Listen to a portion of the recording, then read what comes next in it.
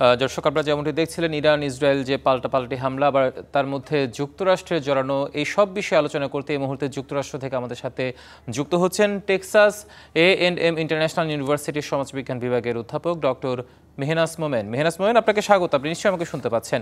আপনার কাছে যে প্রশ্নটা প্রথমেই করতে চাই সেটা হচ্ছে, ইরান ইসরায়েল যুদ্ধে এই যে যুক্তরাষ্ট্র যুক্ত হবে কিনা সেই সিদ্ধান্ত নিতে 2 সপ্তাহ সময় নিয়েছিলেন ডোনাল্ড ট্রাম্প, কিন্তু একদিনের ব্যবধানে ইরানের পারমাণবিক স্থাপনায় হামলা করে বসল দেশটি। এই বিষয়টি আসলে কিসের ইঙ্গিত দিচ্ছে, আর সব মিলিয়ে পরিস্থিতি কোন দিকে যাচ্ছে বলে মনে করছেন? আচ্ছা, প্রথম কথা হচ্ছে যে ইরান এবং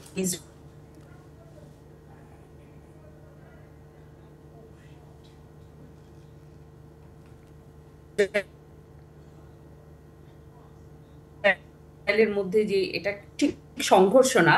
ইসরায়েলের অনেকটা ডোমেস্টিক কারণে এই সময়টা ট্রাম্প বলেছিলেন, কারণ তার যে বাজেট বিলটা আছে প্লাস তার যে বেস মাগা বেস, তারা যুদ্ধ চায় না এই সমস্ত দিক থেকে।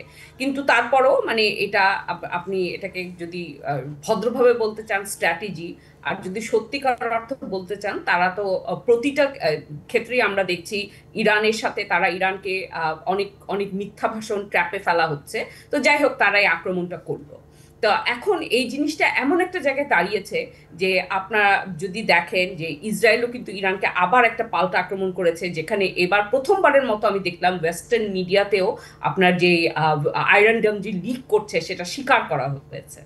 তো এখন ইরান এবং ইসরায়েল দুইটারই এসএমসি ওটসালাই এলো আরো উন্নত নতুন প্যাকে, জীবন বাঁচায়, জীবনকে এগিয়ে নিয়ে যায়। একটা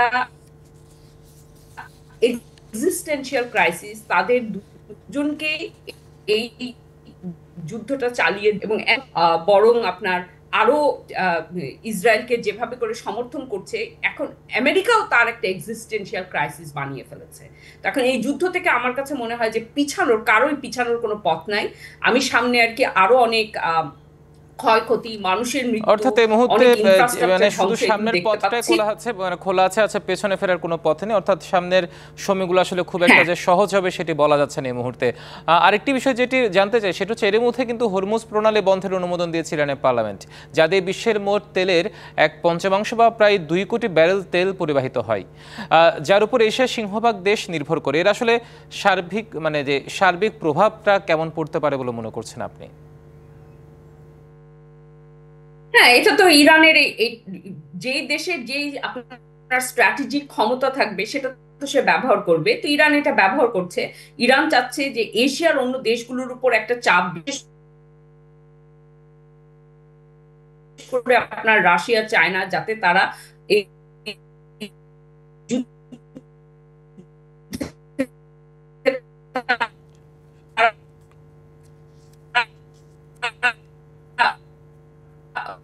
মুখ আরো হয়তো তারা আছে, তার এই আউট হবে, অনেক বেশি ট্রেড হবে, যেটা ইরানকে বাদ দিয়ে সম্ভব না।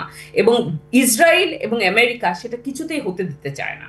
কাজে আমি আশা করছি যে এশিয়ার অন্য দেশগুলো, তাদেরও কিন্তু স্টেক আছে যাতে ইরান কোনোভাবে ধ্বংস না হয়। তো আমি আশা করছি যে সেই সব দেশ থেকেও, প্রত্যক্ষ না হলেও, কারণ কেউ আমেরিকার সাথে আপনার যুদ্ধে জড়াতে চায় না, পরোক্ষভাবে আপনার ইরানকে যাতে তারা সহায়তা করে, যাতে অন্য আমেরিকার যে আগ্রাসন নীতির ফলে প্রতিবার আমরা খালি কয়েক বছর পর পর একটি করে ফেইল স্টেট দেখি যুক্ত হয়, ইরাক, লিবিয়া, সিরিয়া। তো আমি আশা করছি এইবারের স্টেকটা এত বড় যে ইরান এটাকে প্রতিহত করতে পারবে। নিশ্চয়ই। আপনাকে অসংখ্য ধন্যবাদ আমাদের সাথে যুক্ত হওয়ার জন্য, ডক্টর মেহনাজ মোমেন।